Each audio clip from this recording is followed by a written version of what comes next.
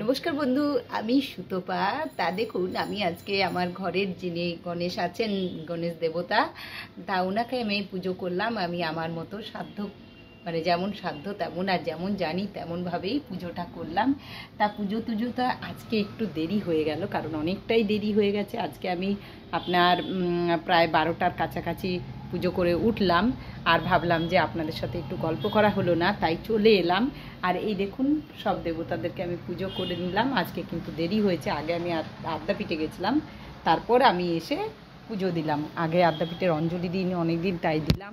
আর এই দেখুন, এতক্ষণ কিন্তু মেঘ বৃষ্টি পড়ছিল, যেন এরকমই একটা হয়েছিল, দু এক ফোঁটা পড়লো, আবার যেমনকার তেমন রোদ বেরিয়েছে, কিন্তু আকাশটা কালো হয়ে আছে দেখুন একবার। আর তাহলে ভাবলাম যে যাই হোক, বন্ধুদের সাথে একটু কথাগুলো শেয়ার করে নিই। আজকে কিন্তু এখনও কোনো কাজ হয়নি। এইবার আমি রান্না করব, নিরামিষ আজকে যদিও, তবু এই রান্না বসাবো। এবার একবার চা খাবো, খেয়ে নিয়ে রান্না বসাবো। আর ভাবলাম আপনাদের সাথে কথাগুলো বলে নিই, যে সকাল থেকে আমার বন্ধুদের কাছে আসা হয়নি, সে একদম জাস্ট সকালে এসেছিলাম। আর এই যে আমার পুজো করা হয়ে গেল। এইবার আমি, এটি কিন্তু আমাকে আদ্যাপীঠ থেকে মায়ের ফুল দিয়েছেন পুরোহিত মশাই। এটি আদ্যাপীঠের ফুল মায়ের।